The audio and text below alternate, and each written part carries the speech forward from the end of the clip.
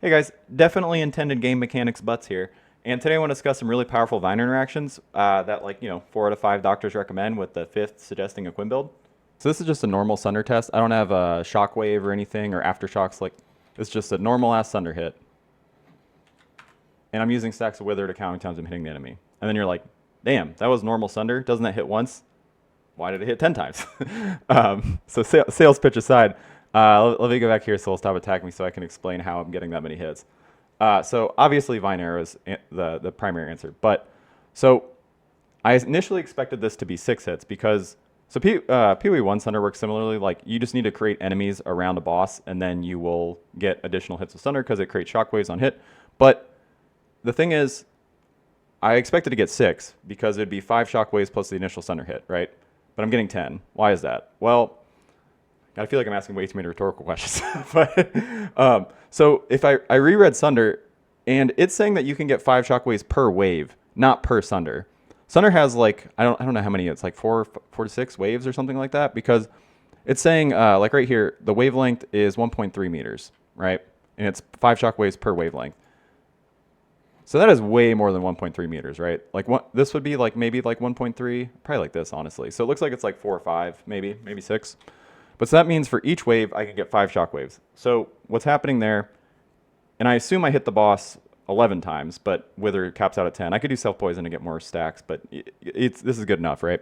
So if 2 of the waves are close together, you can get 10 shockwaves on a boss, and then the actual Sunder hits. That's 11. So that's a ridiculous effectiveness of added damage, right? Just for the skill. Like the shockwaves are half damage, but if you're hitting 10 of them, that's like essentially you're getting 6 Sunder hits, which the damage of the skill I don't think's balanced around that. But what's gonna happen if like you do it a little farther away, or if like it's honestly a little bit. I can try to show you guys, but it's a little tricky to get not that many hits because the waves have to be the right position. So let's hope this is it. Oh, attacked way too early. Yeah, see that was not the maximum. But yeah, if it's like the first wave is like right at the start of him, and then it's the other one's like back here, and the other one's like over here or something, you're only gonna get 6 hits, which you're just like, man, 6 hits, that's terrible. But I mean, that's still crazy, right? And obviously, if this interaction goes away with Vine Arrow, we still have all of the wall tactics because that works the exact same way, and you don't have to weapon swap. But it's way less overhits for a lot of skills. So, anyways, next one. So this next one's a little more fair. Gathering Storm, and then using Stacks of Wither to counter hit count. This one's a little trickier because you have to get a perfect timing window for the skill to like pretty much do anything. So as you can see, we got 10 hits there. Let me spawn back so I can quickly show you the mechanics of how that's possible. So the way Gathering Storm works is, let's just ignore when you don't get a perfect timing because the skill's really bad if you don't get perfect timing. So when you get perfect timing, you will get 2 hits. I don't know why, the tooltip does not specify that, but when you don't get a perfect timing, you just get a normal 1 hit with like the stab. But when you get perfect timing, you get 2. And then it also says when you do a perfect dash, you create a shockwave from enemies you hit, up to a maximum of 8. The reason I don't have quality is because Wither only goes up to 10, so even if I got these, you wouldn't see them reflected. So the reason we're getting 10 is because we're getting 2 hits from the perfect dash, and then since we're putting at least 8 Vine Arrows on top of the boss, we are getting an additional, we're getting 8 shockwaves on top of the boss as well, leading to 10 hits. So I guess I would say this one's pretty simple, but I don't know how good the skill is mechanically and might be a little too complicated to actually do the timing.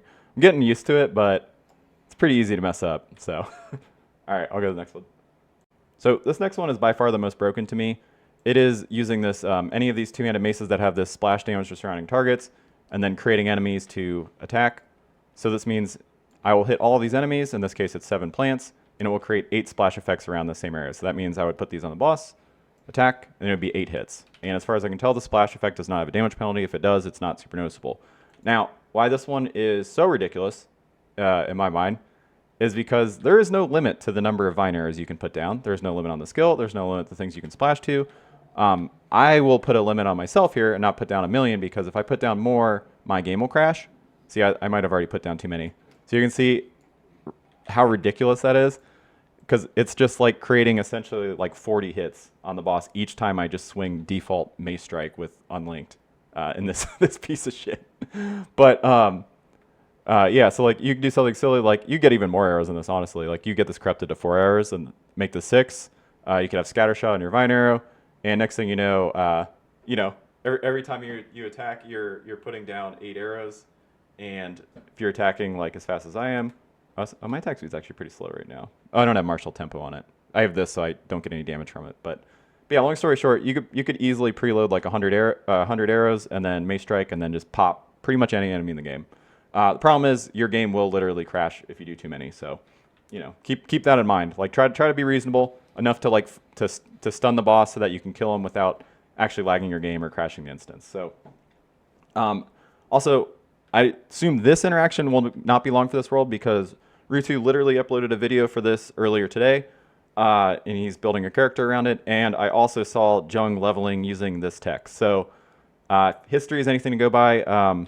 That will not be around very long. So maybe get in while the get's good. This next one also doesn't have a limit and is pretty ridiculous.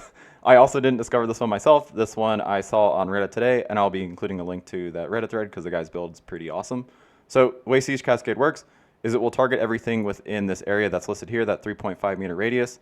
I have a bunch of AoE, so the target acquisition radius is like 5 meters. But so that, you know the drill, right? You create a bunch of enemies in a zone, and it will target all of them.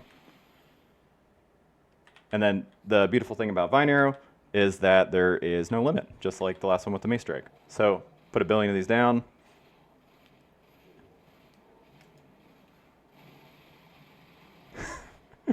It's truly silly, right? Yeah, that one's also pretty cool. And looks badass, sounds badass, kind of just really chunky.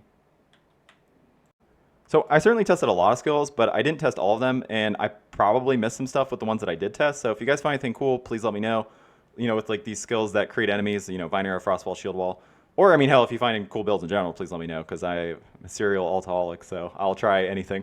But, yeah, like the stuff that I was looking for to interact with these kind of skills is pretty much anything that creates an effect on hit. So that's why like the first one worked, because Sunder creates shockwaves on hit. Gathering Storm creates shockwaves on like travel. And then, what's it called? The melee splash. Mace gives all of your strike skills a like on hit effect, and then that last one, Siege Cascade, is weird because it just targets everything within an area.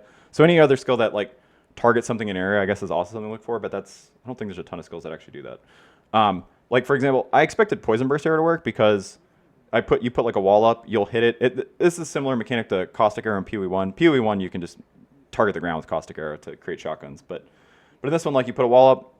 It'll hit the wall. It'll create like 8 clouds if you fire 8 arrows. That could overlap on the enemy. The problem is reading the tooltip is huge because it says it does not hit. So, I mean, you could potentially get like 8 poisons doing that, but you're not going to get 8 on hit effects. So I'm sure there's other stuff like that. Like I even tried it with like the build I'm currently playing, like Molten Blast. I couldn't find much with that either, like any positive interaction. There's plenty of positive interactions with Frost Wall, but as I discussed in my last video, but nothing with Vine Arrow.